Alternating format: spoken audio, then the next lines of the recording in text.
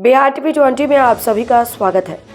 पदाधिकारियों के क्रियाकलाप एवं करोड़ों के घोटालों से नाराज पंचायत प्रतिनिधियों ने परिहार प्रखंड मुख्यालय पर अनिश्चितकालीन धरना एवं प्रदर्शन शुरू कर दिया। इस बीच पंचायत प्रतिनिधियों ने प्रशासनिक पदाधिकारी एवं प्रखंड प्रमुख प्रतिनिधि के खिलाफ नारेबाजी भी किया। दरहड़वा पंचायत के पंचायत समिति सदस्य राम स्वार्थ राय की अध्यक्षता में आयोजित इस धरना में मौजूद मोहम्मद सऊद आलम, सौगारथ यादव व जदयू के सीनियर लीडर राकेश सिंह ने बताया कि प्रखंड मुख्यालय सहित नए पंचायतों में बीपीआरओ की निगरानी में जो विकास कार्य कराया गया है उसमें घोर अनियमितता बरती गई है, जिसमें लाखों का वारा न्यारा किया गया है। इतना ही नहीं, न शौचालय निर्माण हुआ और न ही शुद्ध जल का इंतजाम किया गया, लेकिन उसके नाम पर लाखों रुपए का फर्जी बिल निकालकर पदाधिकारी और कुछ जनप्रतिनिधि उड़ा गए। पंचायत प्रतिनिधियों ने 6 महीने पहले जांच के लिए आवेदन दिया था। जांच में घोर अनियमितता उजागर भी हुआ। कई महीने बीत जाने के बाद भी आरोपियों पर कोई कार्रवाई नहीं हो पाई। ऐसे में पंचायत प्रतिनिधियों ने साफ तौर पर बताया कि परिहार प्रखंड में बिचौलियों की मदद से पदाधिकारी लूट रहे हैं।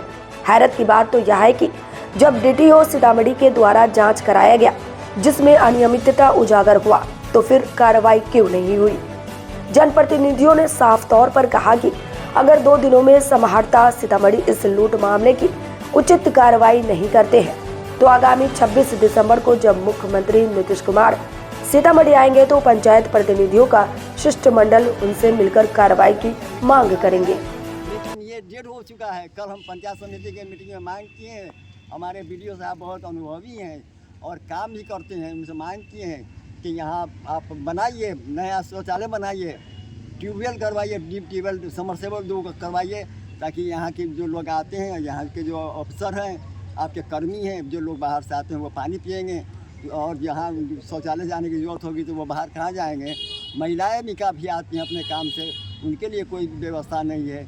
तो सारा पैसा शौचालय का, ट्यूबवेल का बगैर काम कराए हुए करोड़ों रुपया ले गए हैं घर पे अपने। इनका घर मधुबनी में पड़ता है। हम मांग करते हैं कि इनके संपत्ति, चल अचल संपत्ति दोनों का आर्थिक अपराध इकाई से जांच हो। ये जिला पंचायत राज पदाधिकारी पता नहीं अब इसको पैसा कहीं से मिला है या किसी पॉलिटिकल दबाव है या क्या है, लेकिन ये आदमी न किसी पर एफआईआर करने के लिए तैयार है।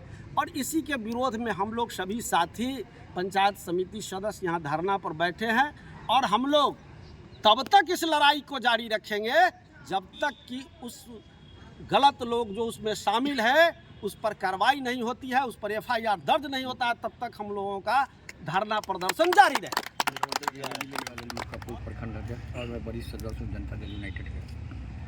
विगत साल 1.5 साल से हमारे पंचायत समिति सदस्य परिहार के लगे हुए थे। इन लोगों की हकमारी होती थी।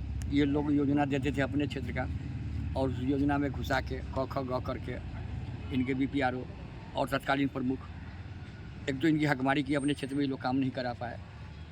इनके द्वारा अनुशंसित योजनाओं को ताक पर रखकर दूसरी योजनाओं को मनमाने ढंग से तत्कालीन प्रमुख और बीपीआरओ के द्वारा हकमारी की गई। इसकी जांच के लिए ये लोग लगभग साल 1.5 साल से मांग करते रहे और जब हमारे ईमानदार डीएम साहब पदस्थापित हुए अपने ज़िले में, उन्होंने संज्ञान लिया इन लोगों की मांग पर और हमारे नोडल पदाधिकारी जो डीटीओ सीतामढ़ी हैं, उनके नेतृत्व में एक 3 सदस्यीय टीम का गठन करके जिसमें तकनीकी पदाधिकारी वगैरह भी थे और एक जांच कमेटी उन्होंने तय कर दिया, निर्देश दिया जांच के लिए और वो पदाधिकारी आए भी। ईमानदारी से उन्होंने स्थलों पर जाके जांच किया। गड़बड़ी तो यहाँ करोड़ों से ज़्यादा की है। एक सवाल आपसे मेरा होगा कि जब डीएम साहब ने संज्ञान ले लिया, जांच करवा दिया और फिर भी अगर कार्रवाई, दोषी पे कार्रवाई नहीं हुई, अब उस परिस्थिति में आने वाले 26 तारीख को आपके ज़िला में, सीतामढ़ी ज़िला में चीफ मिनिस्टर साहब का प्रोग्राम है, उस दिन आप लोग क्या करेंगे? हम लोग यहाँ के पंचायत समिति सदस्य जो लोग इस लड़ाई में लगे हुए हैं, हम लोग भी लगे हुए हैं उनके साथ। हम लोगों ने निर्णय लिया है इस 2 दिन के अंदर में प्रशासन, जिला प्रशासन के द्वारा, जिला पंचायती राज पदाधिकारी के द्वारा जांच रिपोर्ट के अनुरूप, जो जांच रिपोर्ट 8वें महीने में ही 2024 में आ चुका है, उस जांच रिपोर्ट के आधार पर आरटीआई से लोगों ने लिया, हमारे साथियों ने, और आरटीआई में ये हम लोगों ने देखा कि 6 बिंदु पर जांच था और 6 बिंदु पर ही दोषी सभी गबन साबित हो रहा है। तो सिर्फ डायरेक्ट इंडिकेशन है उसमें, ये तत्कालीन प्रमुख और बीपीआर तत्कालीन जो बीपीआरओ थे, इन्होंने गड़बड़ी की, राशि का बंदरबाट हुई है, योजनाओं में गड़बड़ी, बगैर क्रियान्वयन किए 10 से ज़्यादा योजना का पैसे निकासी हुई है।